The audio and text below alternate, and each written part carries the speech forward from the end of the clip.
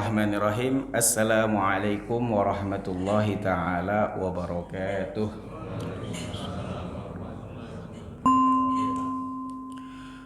Alhamdulillahirabbil alamin. Assalatu wassalamu ala sayyidil mursalin sayyidina wa maulana Muhammadin wa ala alihi wa ashabihi rasulillahi ajmain, amma ba'du. Yang saya hormati pengurus Masjid Jabal Rahmah, semoga Allah ganti pahalanya sebesar-besarnya telah mengurus masjid. Yang saya hormati para ustadz, para alim ulama daerah sekitar dari Masjid Jabal Ar-Rahmah, semoga Allah angkatkan segala derajatnya atas keilmuannya. Yang saya hormati juga tentunya yang saya muliakan bapak-bapak, ibu-ibu jamaah sholat subuh Masjid Ar-Rahmah yang alhamdulillahirabbil alamin. Kalau kita lihat ya, ramai, alhamdulillahirabbil alamin, ramai ini masjidnya. Jadi kita sangat bersyukur pada Allah Subhanahu wa taala. Sebenarnya kenikmatan yang paling tertinggi itu kan adalah kenikmatan iman. Kalau nikmat badan rezeki, mungkin dia punya banyak harta. Sayangnya kadang-kadang rezeki itu sendiri tidak menghantarkan dirinya untuk pergi melaksanakan ibadah Allah Subhanahu wa taala. Punya harta banyak, dapat per bulannya ada mungkin 50 misalnya begitu. Ya mungkin 20 lah atau kita turunkan lagi. Setahunnya mungkin dikali 10 saja sudah berapa itu? Udah 20 juta lebih. Lebih lah ya, 200 ya, betul. Nah, 200 juta, tapi tidak bisa pergi umroh. Nah, ini seperti itu juga. Tertahan aja, entah apa mungkin yang terjadi. Ada yang punya kendaraan, tapi sayangnya kendaraannya sendiri mungkin tidak pernah terparkir mungkin di parkiran masjid. Walaupun dia sedang pergi berpergian keluar, yang seharusnya bisa mungkin untuk singgah sholat zuhur kah atau sholat asar, bahkan tidak pernah masuk ke perkarangan masjid. Iya masuk, numpang ke WC. Ada juga mungkin yang badannya sehat, kakinya kuat, tapi Allah tidak gerakkan hatinya tidak terlalu kuat untuk bisa melangkahkan masjid. Alhamdulillah bapak-bapak semua yang saya lihat ada sekarang ini, ibu-ibu, itu adalah karena kenikmatan iman. Imannya yang kuat, insya Allah kualitas imannya bagus, sehingga bisa melangkahkan kaki ke masjid, bisa sholat subuh berjamaah, bisa mendengarkan kajian, mau mengaji itu aja kualitas iman tinggi itu. Mau mengaji, mau mendengarkan ilmu, menambahkan ilmu, maka kita katakan alhamdulillahirabbil alamin, atas segala puja dan puji syukur kehadirat Allah Subhanahu wa taala. Selanjutnya salawat berarkakan salam kita buahkan kepada junjungan Nabiuna Muhammad sallallahu alaihi wasallam.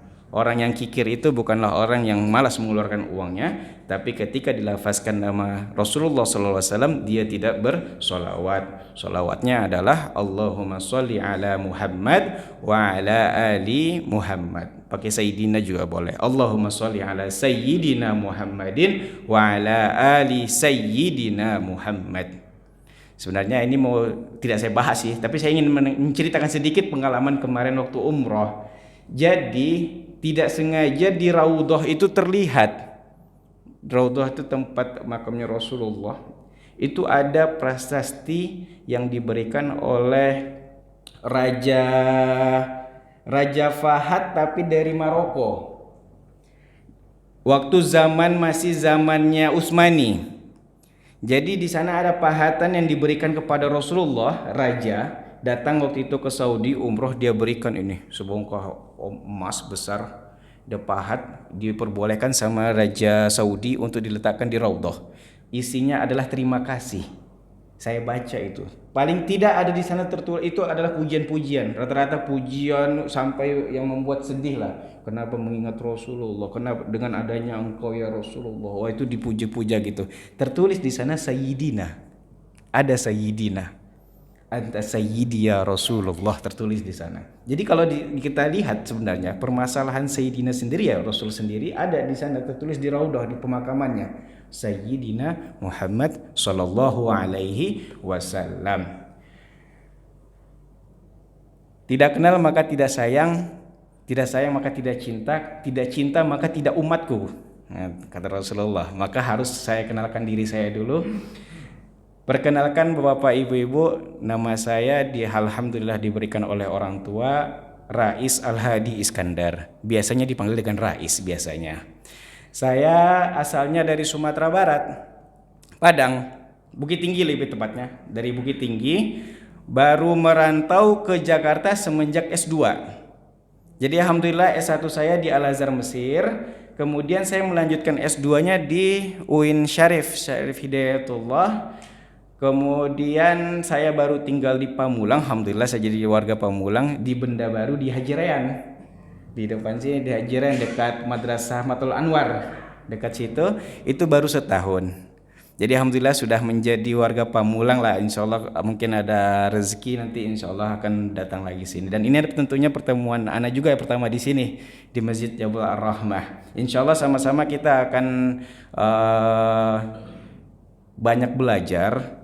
Kita akan sama-sama mentadabburi segala yang diberikan oleh Allah Subhanahu wa taala dan juga mempelajari apa yang telah Rasulullah SAW sampaikan.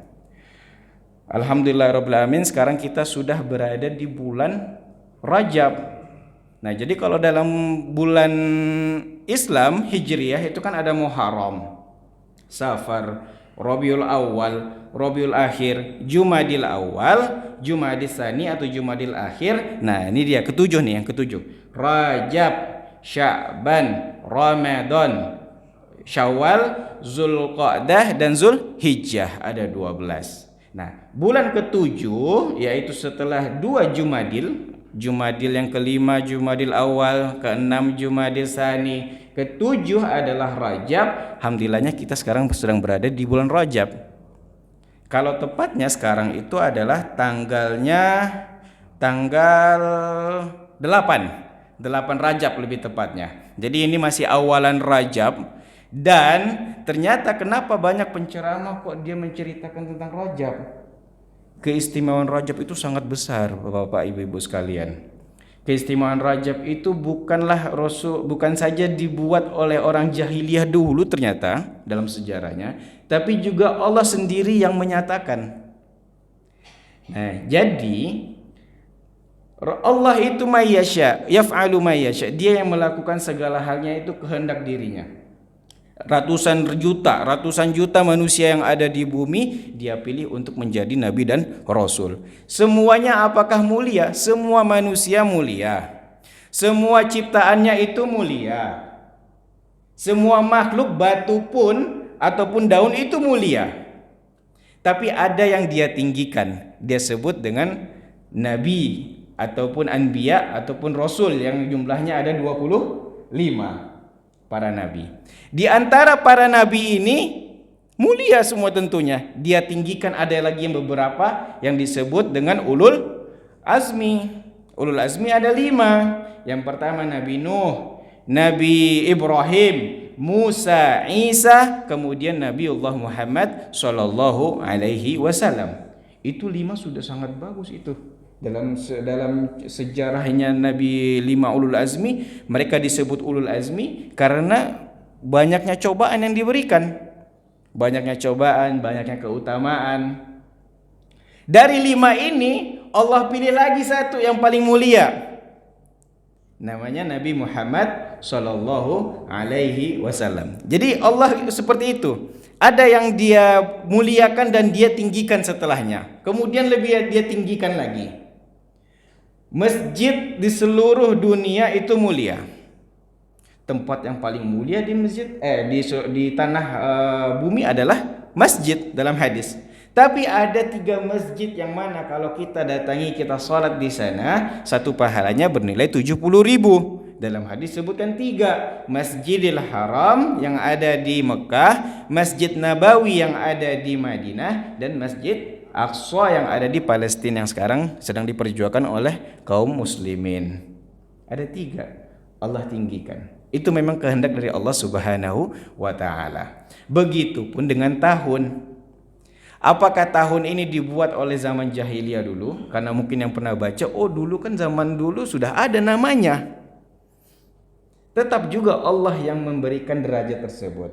Dalam surat At-Taubah Allah katakan, A'udzubillahi minasyaitonirrajim. Bismillahirrahmanirrahim. Inna iddatasy syuhuri indallah 12. Sesungguhnya bilangan dari bulan tersebut dalam setahun kata Allah ada 12. Allah sendiri yang memberikannya. Kapan Allah berikan tersebut? Kitaballahi yauma khalaqas samawati wal ard. Itu ketentuan yang sudah ada yang Allah berikan ketika khalaqa. Khalaqa kan kalau kita berkata khalik, apa tuh khalik? Sang pencipta. Khalaqas samawati wal ard, ketika Allah menciptakan langit dan bumi. Ketika dia ciptakan, dia tentukan ini pergantiannya, bulannya, sistemnya bagaimana. Nah, itu semuanya Allah lakukan. Allah tentunya maha sempurna. Apapun yang diciptakan dia buatkan sistemnya langsung. Minha arba'atun hurum. Dari 12 tersebut, minha darinya arba'ah itu 4, arba'atu hurum. Ada 4 bulan yang haram. Haram itu artinya mulia. Masjidil Haram berarti masjid yang mulia. Ka'bah dinamakan dengan Baitul Haram, berarti rumah yang mulia. Minuman keras haram. Berarti apakah di sana diartikan mulia? Nah, zina, minuman haram, riba, dan segala hal yang berbau tentang berbunyi haram menghilangkan kemuliaan. Ya, jadi kalau ditanya sama anak misalnya pulang dari mana Pak? Dari umroh. Umrohnya ngapain Pak? Ke masjid mana? Masjidil Haram. Masjidnya haram Pak, sama dengan judi Pak? Tidak. Tapi haramnya Masjidil Haram adalah karena kemuliaan. Haramnya riba dan lain sebagainya karena menghilangkan kemuliaan. Nah, itu bedanya. Haram sendiri asal katanya hurmah. Hurmah itu kemuliaan. Hurmah. Minha arba'atu hurum, kata Allah dalam surat At-Taubah ayat 36. Dari 12 tersebut ada 4 yang dihormati atau yang lebih diagungkan. Dzalika dinul qayyim, itulah agama yang lurus kata Allah. Wala tazlimu fihinna anfusakum, dan janganlah engkau itu menzolimi diri kalian ketika bulan-bulan tersebut.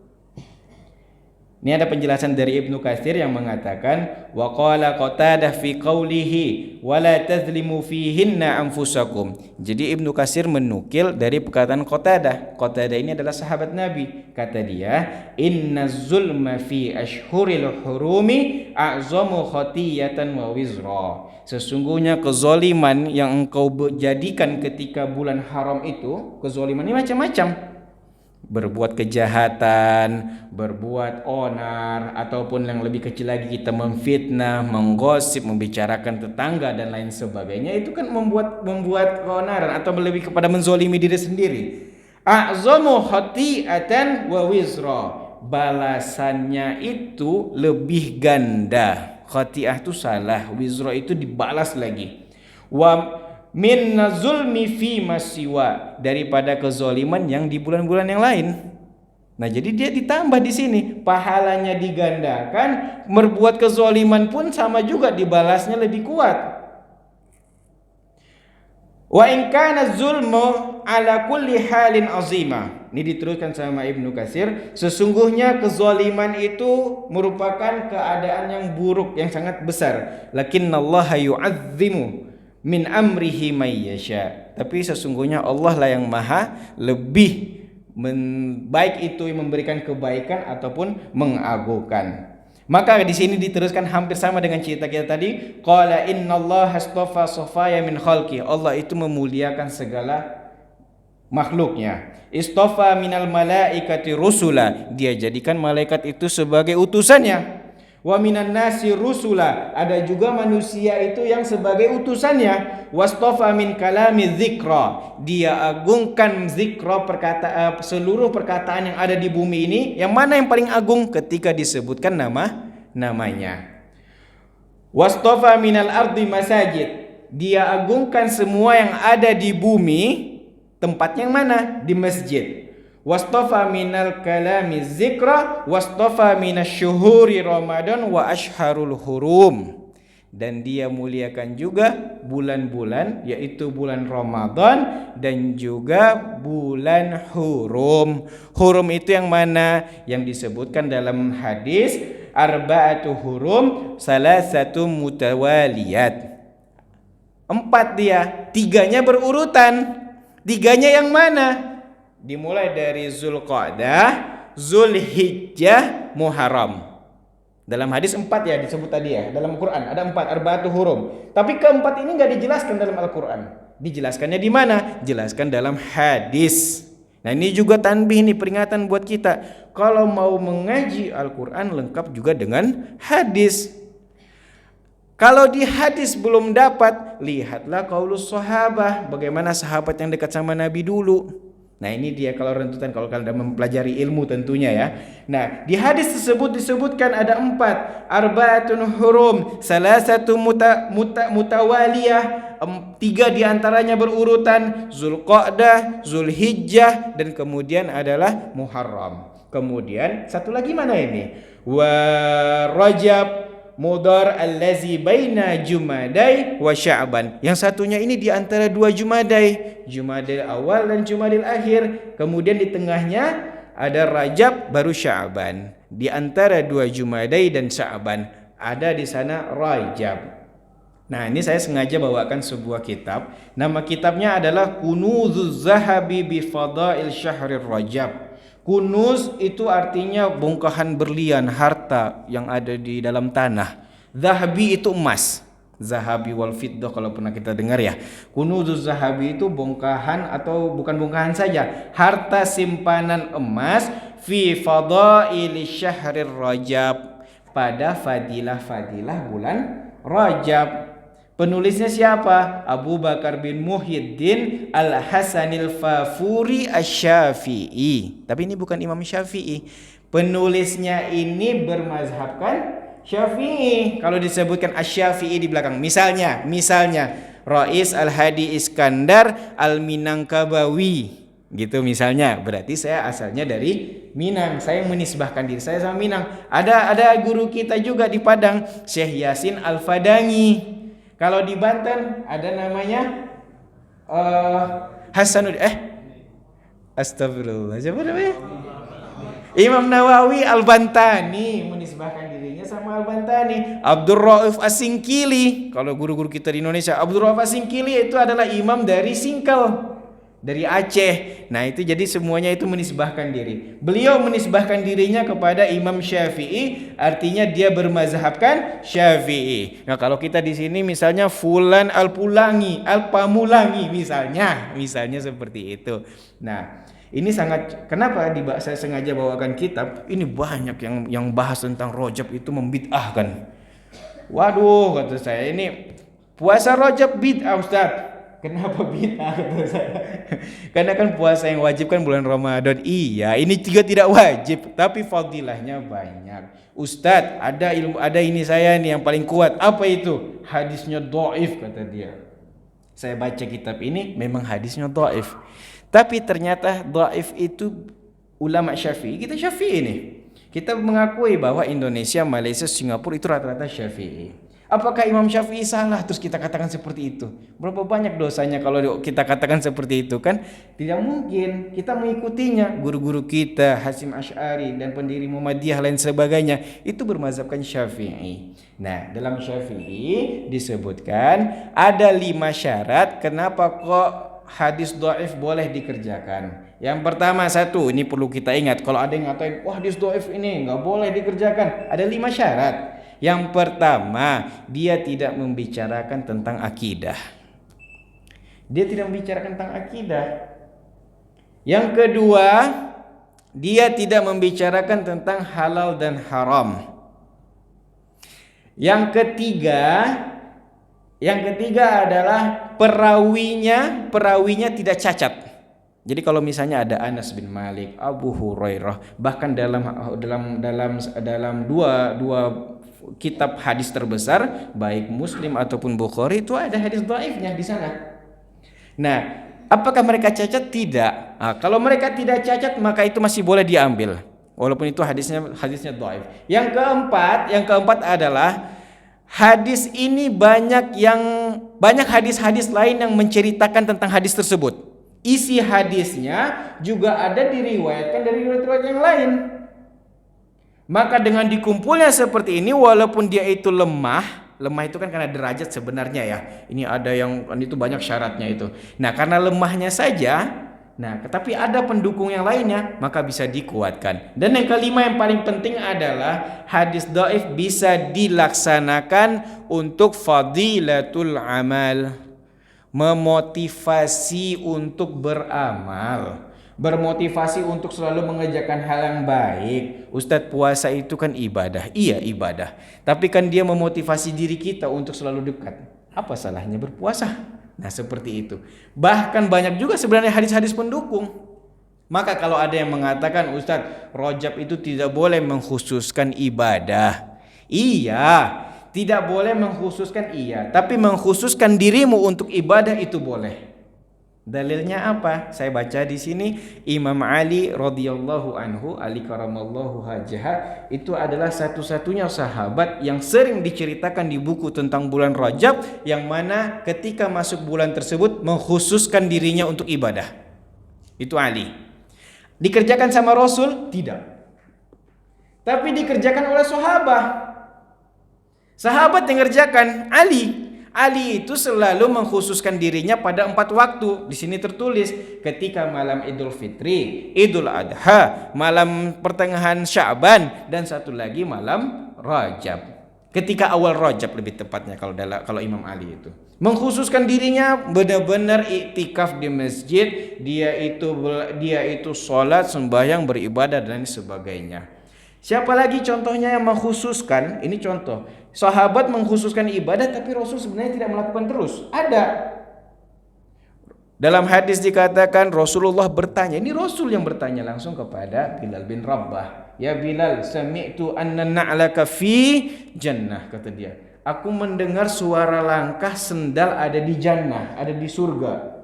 Kutanya siapa itu ke malaikat. Dia jawab malaikat Bilal bin Rabah. Rasulullah langsung kualifikasi ke Bilal. Ya Bilal, sami'tu anna na'laka fil jannah. Aku dengar ada suara sendalmu di surga. Apa amalanmu? Ini Rasulullah bertanya amalan. Artinya sebenarnya mau mengajarkan kepada kita bahwa amalan yang baik yang dilakukan terus-menerus itu tidak masalah. Apa kata Bilal bin Rabah? Aku tidak pernah meninggalkan namanya sholat wudu. Apalagi nih sholat wudu? Emang ada nawaitu sholatul wudu'i? Gak ada kan? Gak pernah dengar kita kan ya? Gak pernah dengar sholat wudu. Tapi sholat wudu itu boleh dikerjakan. Dalam hadis juga disebutkan. Bukan hadis, ini ada saya baca di sini juga, ini disebutkan bahwa setiap perbuatan yang baik itu bagusnya dikerjakan setelah sholat. Yang mau berdoa meminta sesuatu, sholat sunnah dulu. Yang mau imtihan ujian, sholat dulu, sholat sunnah. Maka semua hal yang mau dikerjakan baik itu sholat sunnah dulu. Nah, sholat sunnah apakah niatnya itu harus khusus? Tidak. Aku sengaja niat sholat karena Allah Ta'ala. Aku niat sholat pagi hari ini karena Allah Ta'ala. Itu saja sudah tidak apa-apa. Artinya menambahkan ibadah tapi tidak mengkhususkan untuk orang lain, mengkhususkan dirimu itu tidak apa-apa. Saya ingin sholat terus Ustadz. Bagus. Sholat apa? Sholat sunnah, kata dia. Bagus. Sholat sunnah terus diperbanyak. Sholat setelah rawatib ada 12 Ustadz. Iya betul. Subuh 2. Sebelum subuh 2, betul ya. Habis itu zuhur 4, 6. Kemudian asar 2. Sudah berapa? 10 ya. Kemudian pada maghrib 2, ada 14, ada 16.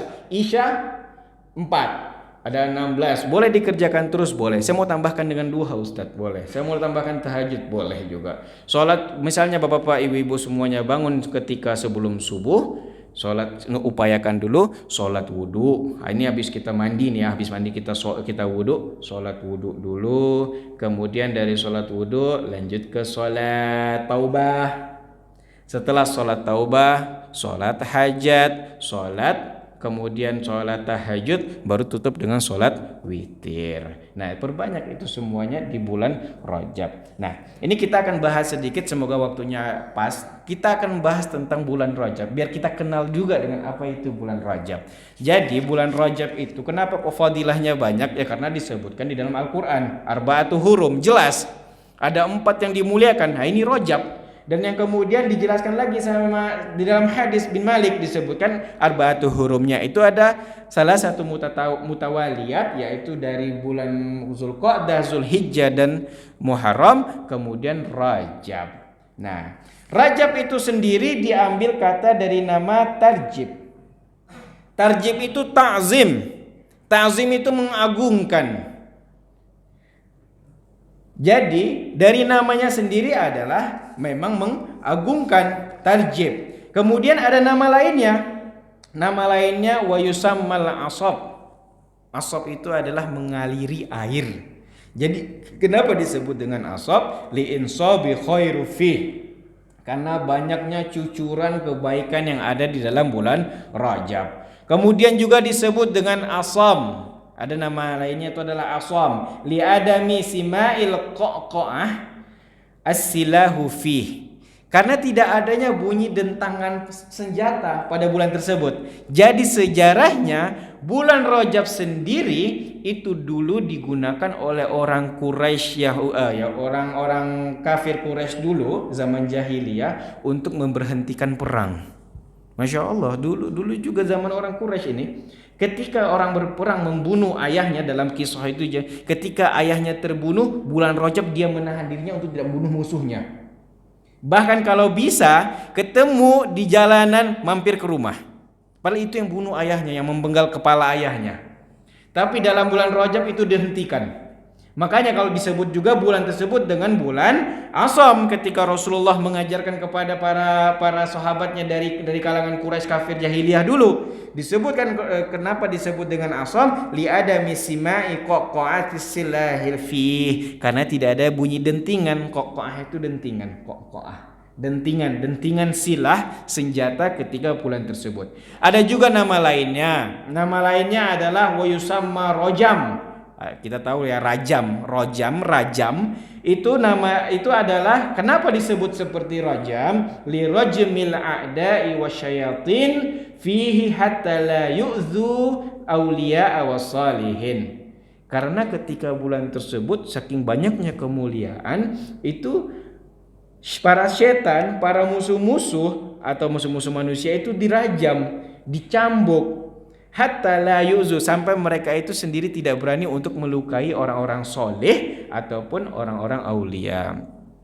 Bapak-bapak, ibu-ibu yang dirahmati Allah Subhanahu wa taala, orang kafir Quraisy pada jahiliyah saja mau berhenti melakukan perang ketika bulan Rajab. Artinya kalau kita umat Nabi Muhammad sallallahu alaihi wasallam yang melakukan keburukan di dalam bulan Rajab, maka lebih buruk lagi daripada orang jahiliyah. Kita memfitnah orang misalnya, ataupun membicarakan seseorang, menggibah, ataupun melakukan sesuatu ya di jalan tidak sabar dan lain sebagainya, akhirnya berkelahi apa semuanya di bulan Rajab, itu bahaya fatal. Artinya kita memupuk lebih keburukan. Bahkan bahasa lebih kasarnya ya lebih buruk ketimbang dari orang-orang kafir Quraisy jahiliyah. Orang kafir Quraisy saja mau memberhentikan pedangnya yang membunuh ayahnya.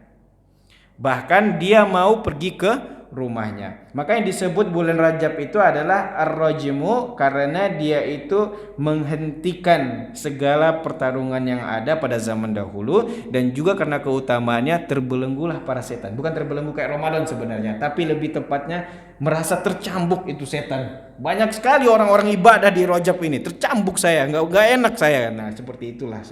Nah, kemudian dari Anas bin Malik mengatakan, lam summiya Rajab qala li annahu yatarajjabu fihi.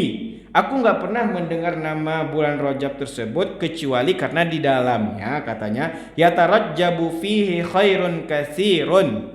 Karena banyaknya keutamaan, kemuliaan li Sya'ban, baik itu untuk Sya'ban setelahnya, karena ini Rajab, dan juga Ramadan. Itu disebut dengan Anas bin Malik radhiyallahu anhu. Kenapa begitu? Karena sebenarnya bulan Rajab itu lampu kuning. Lampu kuning untuk bertemu dengan bulan Ramadan. Kenapa bapak ibu-ibu sering kok disuruh untuk melunaskan puasa di bulan Rajab? Selain kita memang disuruh untuk berpuasa, memang bagusnya ketika bulan Rajab itu sebagai lampu kuning. Siapa yang batal di bulan Ramadan tahun kemarin, maka lunaskanlah sekarang karena ini sudah lampu kuning. Disebut dengan Anas bin Malik, khairun kasirun li Sya'ban wa Ramadan, karena kebaikannya itu nanti akan berderet. Kebaikan di Rajab, kebaikan ke Sya'ban, kemudian kebaikan ke Ramadan. Nah, bagi yang belum berpuasa, tentunya saya ingatkan untuk cepatlah membayar utang.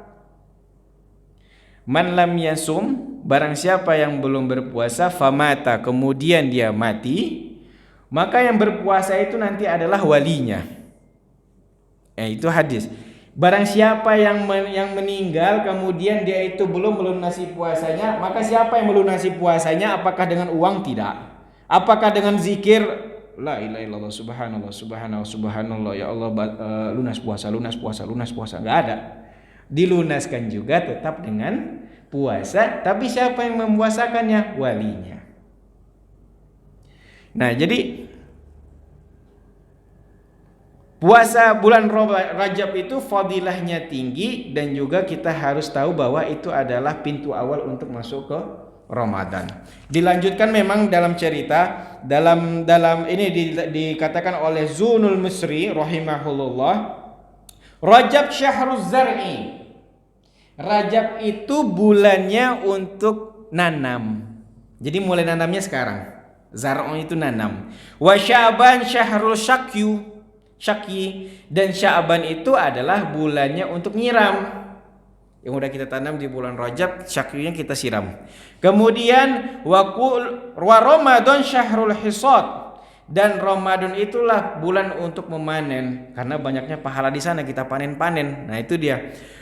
Syahrul Rajab untuk nanam, Sya'ban kemudian kita siram, Ramadan itu syahrul hisad, kemudian kita panen. Wa kullu yahsadu ma zar'a, setiap yang dipanen itu harus ditanam dulu. Nggak bisa main di Ramadan langsung mupuk, langsung nyabut. Pupuknya mana? Ditanamnya kapan? Nah, dimulai ditanamnya di Rajab. Wa kullu yahsudu ma zara'a, dan yang setiap yang dihasilkan itu juga harus disirami. Wa yujza ma sana'a, Allah itu selalu pasti akan membalas apa yang engkau perbuat.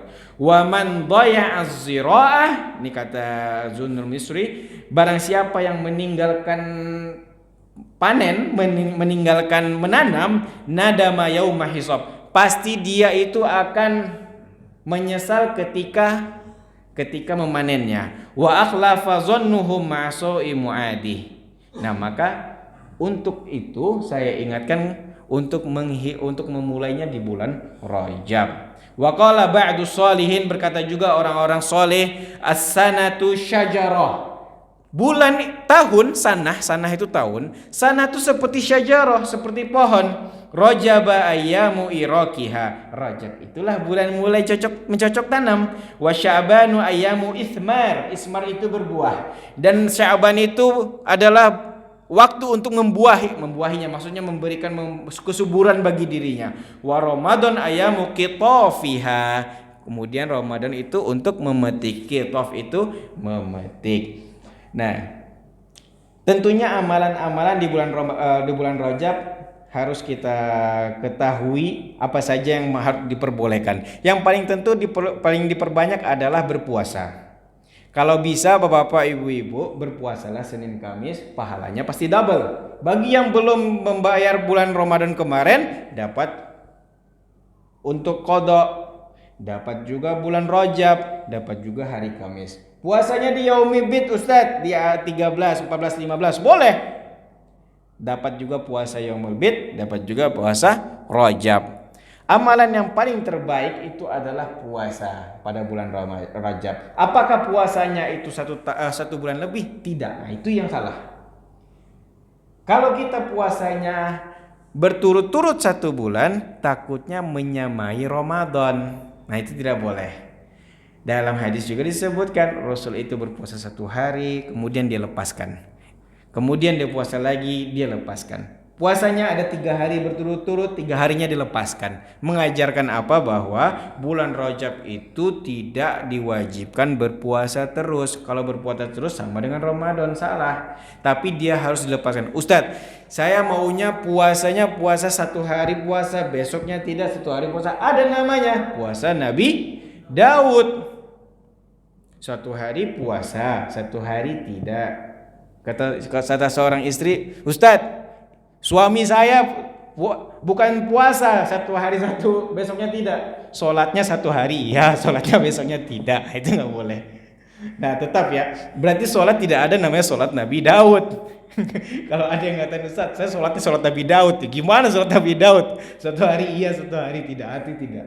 Nah maka ibadah yang paling baik ketika bulan Rajab adalah puasa.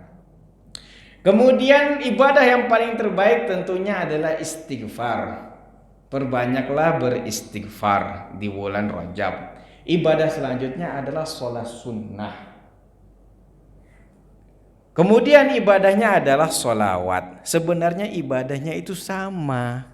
Kita udah tahu sebenarnya. Cuma kemuliaannya itu yang berbeda. Jadi jangan pernah mengatakan, Ustadz, kita kan bisa saja ibadah di bulan-bulan apa? Iya bisa. Semua bulan itu sama mulianya, tapi Allah ada memuliakannya lebih. Yaitu ada tahun-tahun, ada bulan-bulannya sama-sama mulia, tapi Allah muliakan lebih. Rajab bulan untuk memanen, menanam, kemudian Sya'ban mulai kita panen, kita mulai membuah, kita mulai siram, kita pupuk dia, kemudian Rajab itu barulah kita Ramadan baru kita panen dia.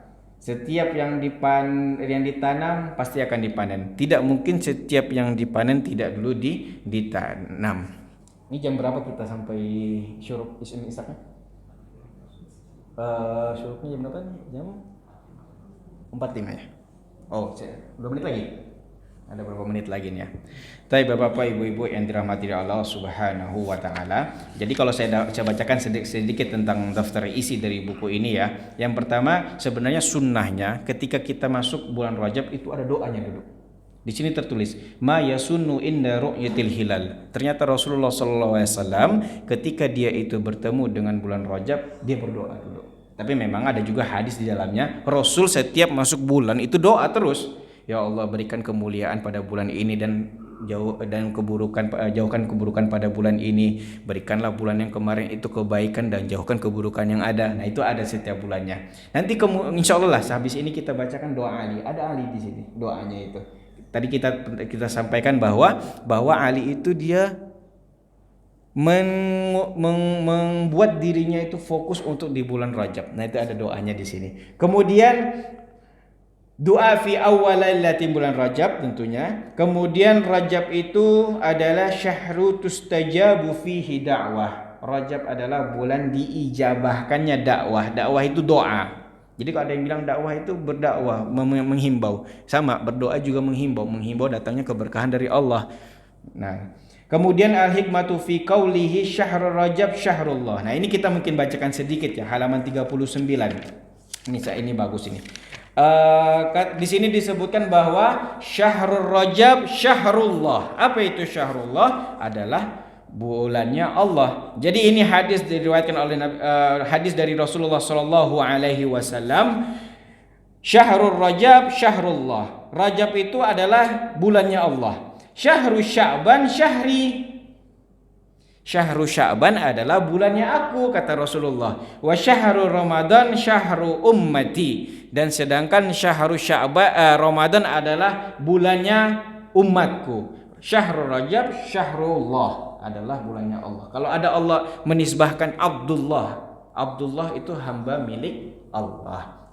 Habis itu kita senang karena kita menisbahkan diri kita kepada Allah. Allah pun juga kadang gitu menisbahkan syahrul Rajab syahrullah. Bulan Rajab itu adalah bulannya Allah. Bukan Allah itu butuh bulan, tidak. Tapi di sana ada kemuliaannya. Nah, kemudian kata Rasulullah, syahru Sya'ban syahri. Sya'ban itu adalah bulannya aku dan syahrul Ramadan adalah syahru ummati. Hikmahnya apa? Al hikmatu fi qauli Rasulillah sallallahu alaihi wasallam. Ini hikmahnya ketika Rasul mengatakan seperti itu, dijelaskan oleh Imam Alamah Al-Fashani fi Tuhfatul Ikhwan. Beliau katakan, ialah in raja'ta ila babi, kata Allah. Kemungkinan begini, ketika engkau datang kepada pintuku, kata Allah, in raja'ta ila babi, kepada pintuku, fi rajabin aghfaru laka bila syafi'in, aku akan langsung menghapuskan dosamu tanpa syafaat. Jadi langsung Allah berdoa kita. Ini kata Imam Alama Al-Fashani fi Tuhfatil Ikhwan, in raja'ta ila babi fi rajabin aghfaru laka bila syafi'in, aku maka langsung mengaghfaru itu aku mengampuni dosa kamu itu bila syafi', tanpa dilewati dengan syafaat dulu, tanpa ada wasilah, karena langsung kepadaku. In raja'ta Sya'ban ihtajta ila syafa'atil Mustafa. Kenapa Rasulullah mengatakan Sya'ban itu bulannya aku? Karena jikalau di Sya'ban engkau meminta ampun, ini penjelasan dari Al-Fashani, ketika engkau meminta di bulan Sya'ban, maka engkau butuh syafaat Rasulullah SAW, karena Rasul sangat suka dengan bulan tersebut. Kemudian wa in raja'ta fi Ramadan, jikalau engkau ingin meminta ampun kepadaku di Ramadan, ihtajta ila syafa'atil mu'minin, maka engkau butuh syafaat dari orang-orang mukmin, butuh didoakan, banyak ramai-ramai. Itu maksudnya banyak ramai ke masjid nanti di Ramadan, sama-sama berdoa. Nah, itu yang disebut dengan ke Ramadan itu adalah syahru ummati. Kemudian dijelaskan oleh Naisaburi, wa yuqalu aghfaru laka fi rajabin bila syafin, aku mengampuni kamu di bulan Rajab tanpa lewati embel-embel apapun, tanpa lewat pintu manapun, lewati jembatan manapun, langsung kepada saya. Wa aghfiru laka fi Sya'ban wa ardo anka rasuli, aku ampuni juga dosamu di Sya'ban dengan adanya syafaat Rasul, dengan ridhonya aku kepada Rasul. Wa aghfaru laka fi Ramadan, dan aku juga mengampuni dosa kalian di Ramadan. Wa ashfa'uka, dan aku itu memberikan syafaat itu secara lebar, pintunya terbuka lebar itu pada Ramadan, fil mu'minin, kata dia. Ini kalau kata Naisaburi, wa ja'alat hazihi salasatu kahammam, 3 bulan ini bagaikan hammam. Hammam itu WC. Kamar mandi. Kalau mirah baru WC. Hammam itu kamar mandi. Dia itu 3 bulan ini bagaikan kamar mandi, katanya. Fihi salasatu buyut, kamar mandi yang ada di 3 rumah. Salisu yutahharu nafsu, ketiga-tiganya ini saling mensucikan. Yutahharu fa syahrul Rajab syahrul istighfar, maka Rajab perbanyaklah istighfar. Wa syahrul Sya'ban syahrul shalah, maka Sya'ban juga ada disebut dengan syahrul shalah. Wa Ramadan syahrul Quran, dan Ramadan itu disebut dengan syahrul Quran karena diturunkan Al-Quran di dalamnya. Karena waktu kita sangat terbatas dan memang tidak mungkin juga menjelaskan satu kitab dalam waktu. Insya Allah kita ada waktu lagi nanti kalau kita bertemu. Mungkin itu saja yang dapat saya sampaikan. Sebelum kita tutup, mungkin tadi saya sempat sebutkan, kita bacakan sedikit doa dari Ali karamallahu wajhah. Mungkin ada yang ingin ditanyakan juga boleh, silakan Bapak Ibu. Iya, boleh Pak. Waalaikumsalam warahmatullahi wabarakatuh, Pak. Saya mau nanya, di area ibadah sujud tidak ada sunnah, boleh juga dilakukan. Nah, ada sunnah lagi ini dari Imam Bukhari. Ibadah yang tanpa tuntunan itu tertolak. Iya. Jadi sia-sia aja. Iya. Ini semata-mata Kayak ada ta'arud, ada pertentangan seperti itu. Oke, baik. Nah, jadi banyak dalam Ini makanya di dalam ilmu usul fiqh atau ilmu hadis pun ada hadis yang tertolak, ada hadis yang diterima. Dalam ilmu usul fikih juga ada dikatakan al-amru wa nahyu wal ra'du wa banyak lagi itu wal mursal apa semuanya itu juga dia sesuatu yang diterima, sesuatu yang tidak, sesuatu yang bertentangan ada yang tidak. Makanya ada ikhtilaful ulama. Makanya di dalam ilmu fikih ibadah kan fikih. Tapi kalau akidah kan tauhid. Nah, di dalam ilmu fikih sendiri banyaknya khilaf di sana, perbedaan. Dalam hadis tersebut disebutkan apabila ibadah tidak sesuai dengan tuntunan, maka itu sia-sia. Pertanyaannya, tuntunannya itulah yang harus kita cari. Pertama, carinya kemana? Carinya itu ke kitab Allah dulu. Apakah kitab Allah tuntunannya lengkap? Tidak. Kitab Allah itu maksudnya Al-Quran. Apakah Allah memberikan di dalam Al-Quran itu kelengkapan secara detail? Nah, itu maksud saya. Secara detail tidak. Kalau lengkapnya iya. Al-Quran bersifat ijmal, umum. Tapi detailnya tidak. Detailnya kemana? Detailnya ke hadis Rasulullah Nabi Muhammad Sallallahu Alaihi Wasallam. Tapi hadis Rasul juga kadang-kadang tidak mencapai semuanya. Tapi Rasul memberikannya umum. Sama seperti sifat karakter dalam Al-Quran. Bagaimana contohnya? Seperti contoh-contoh yang dilakukan oleh sahabat. Dilihat sama Rasul saja. Dia tidak menyalahkan, tidak menganggukkan, tidak juga melarang. Akhirnya jadi tuntunan juga. Tidak sampai di situ. Ternyata tidak sampai di situ. Ya artinya bukan sekedar Al-Quran wa sunnah, tapi turunnya sampai kepada sahabat. Dari sahabat inilah kemudian terbentuk para ulama menyebutnya dengan ijma.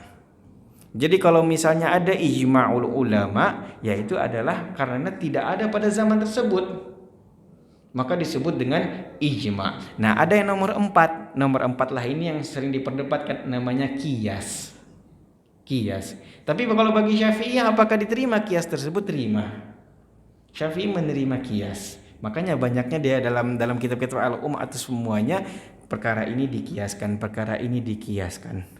Nah, apabila ada hadis tersebut, maka dicarilah tertolaknya itu dari segi apa? Tertolaknya kenapa? Apakah dia tutupnya pasti panjang? Nah, kalau kita ingin misalnya, rasa hati misalnya inginnya ke Quran saja, ya udah silakan. Tapi masalahnya Quran juga membutuhkan yang lain. Niat hati cuma mau ke hadis, ya hadis juga. Tapi sayangnya hadis juga membutuhkan yang lain. Nah, maka kalau saya katakan pentingnya kita untuk menambah ilmuwan mengaji. Nah, itu sebenarnya. Karena untuk meningkatkan lagi keraguan kita tersebut, apakah yang kita kerjakan ini baik atau benar, ini salah. Dulu kita habis sebelum azan itu kan ada ada tarhib dulu kan ya. Nah, tadi ada tarhib ya. Nah, dan sebagainya lah intinya begitu. Nah, itu semuanya juga apakah salah atau benar, dan seperti itu, Pak. Silakan, mungkin ada yang lain.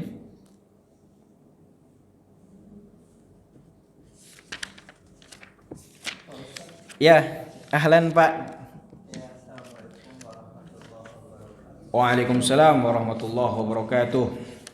Ini Pak Ustadz mengenai referensi bid'ah itu Iya. sebetulnya diproklamirkan oleh para ustadz. Iya. Dan jemaah itu cenderung tidak memfilter. Sehingga jadi booming. Dan ini sebetulnya masalahnya non prinsip kan bid'ah itu. Tetapi dijadikan prinsip oleh para jamaah, sehingga terjadi pertentangan di antara jemaah itu. Yang satu membid'ahkan, yang satu. Nah, ini jadi sumbernya sebetulnya dari para pendai atau ustaz yang memproklamirkan ini bid'ah, itu enggak, ini bid'ah, ini.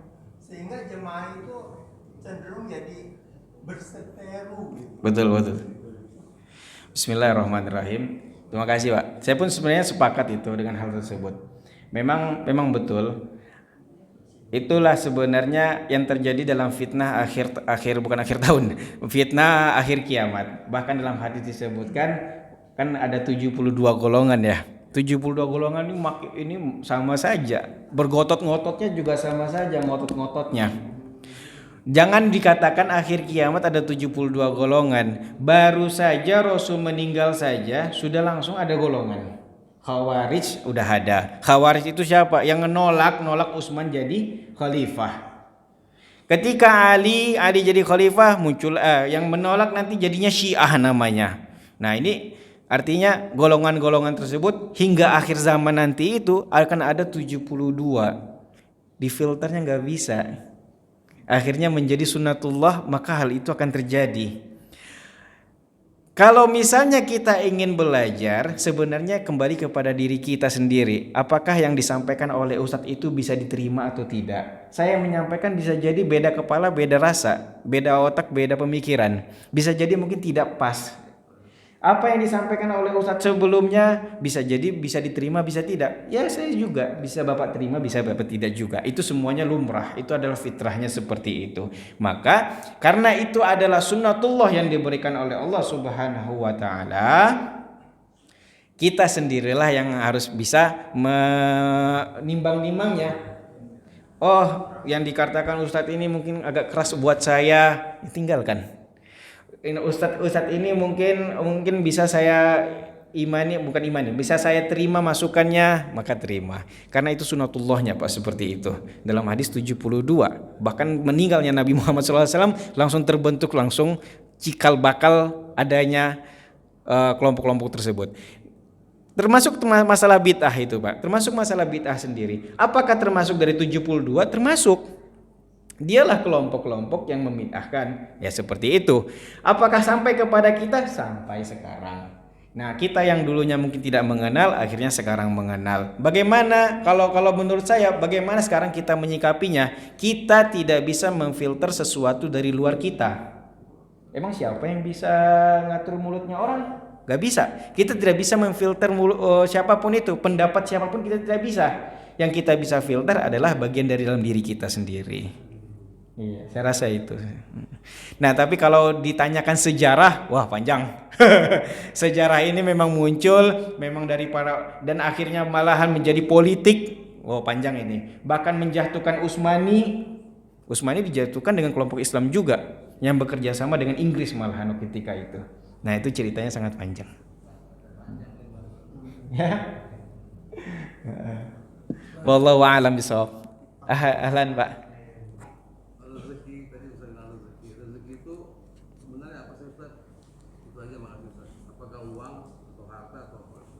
Masalah rezeki Pak ya. Rizqo itu rozako, sebenarnya artinya adalah cucuran. Rozako itu cucur. Menyucur itu maksudnya adalah semua hal yang kita terima. Nyucur itu maksudnya air yang dituangkan seperti itu. Nah, yang semua yang diterima itu adalah namanya rezeki. Maka sebenarnya rezeki itu sendiri itu bukanlah bersifat materi ataupun yang sebagainya. Ada yang orang mungkin dilihat materinya sulit, tapi ternyata dia bahagia. Di rumahnya itu tidak ada perseteruan. Ada yang seperti itu. Ada yang keluarganya mungkin memiliki harta yang banyak, tapi ternyata di rumahnya sama bini berkelahi. Waduh, kalau udah sama bini kelahi malas pulang akhirnya. Nah, sebenarnya rezeki itu sendiri tidak terbatas, Pak. Rezeki sendiri itu tidak terbatas dengan fisiknya ataupun dengan namanya. Segala hal itu, makanya kalau seringnya ada para ulama mengatakan mensyukuri segala nikmat yang diberikan. Nah, segala nikmat yang diberikan itu bermacam-macam. Tapi memang yang paling tinggi itu nikmat iman, Pak. Yang paling tinggi derajatnya itu nikmat iman. Bisa kita menyembah Allah sekarang itu ya karena nikmat iman itu sendiri. Kalau tidak ada Rasulullah Shallallahu Alaihi Wasallam, sampai sekarang mungkin nggak tahu siapa yang mau dilakukan. Karena ada Rasulullah tersebutlah tahu kita kemana nanti arah tujuan. Nah, maka kenikmatan iman itu nggak ada uang Ustadz, nggak ada ini, syukurinya apa? Masih tidak menjual agama. Saya pengalaman 2007 gempa Padang. 2007 gempa Padang, saya masih ingat itu. di daerah dekat Pariaman sana banyak terjadi kristenisasi. Itu masih ingat saya malahan. Dijual agama karena apa? Karena tidak ada uang. Karena tidak ada sembako mau dimakan. Memang kita mungkin itu juga kekurangan kita orang Islam mungkin ketika itu. Kita tidak banyak langsung bersedekah gitu ya. Tapi yang namanya misionaris apa semuanya, ternyata ngasih. Bapak mau ini, saya kasih ini. Saya bangun renov nih rumah semuanya.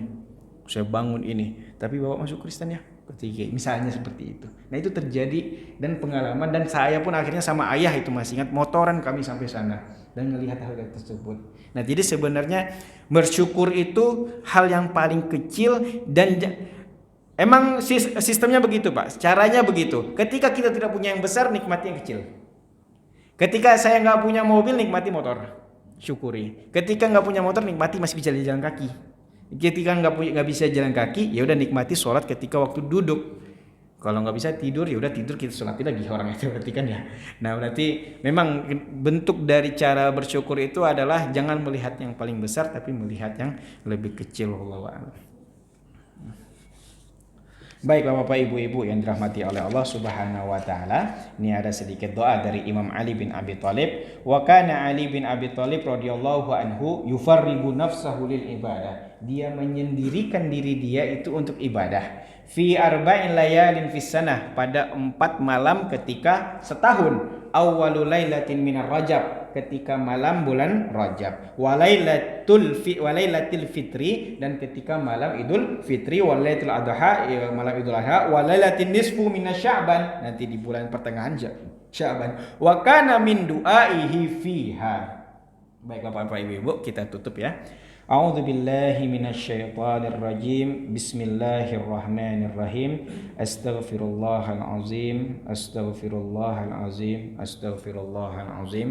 Allahumma shalli ala sayyidina Muhammadin wa ala alihi wa masabihil hikmah wa mawalin ni'mah wa ma'adinil ismah wa a'simni bihim min kulli su'in wa la ta'khudni ala ghurrati wa la ala ghaflatin wa la taj'al ka'awakiba amri hasratan wa nadaman wal arda anni fa inna maghfirataka lizzalimin wa anna minaz zalimin. Allahumma ghfirli ma la yadurruka wa a'tini ma la yanfa'uka fa innakal wasi'atur rahmatu al badi'atu hikmatu wa a'tini sa'ata wad da'a wal amna was sihha was syukra wal mu'afata wat taqwa was sabar was sidqa alayka wa ala awliyaika wa a'tinil yusra wa la taj'al ma'ahul usra wa'mum bidzalika ahli wa waladi wa ikhwani fika wa man waladani minal muslimina wal muslimat wal mu'minina wal mu'minat. Rabbana atina fid dunya hasanah wa fil akhirati hasanah wa qina adzabannar. Wa sallallahu ala sayyidina Muhammad wa ala alihi wa ashabihi rasulillahi ajmain.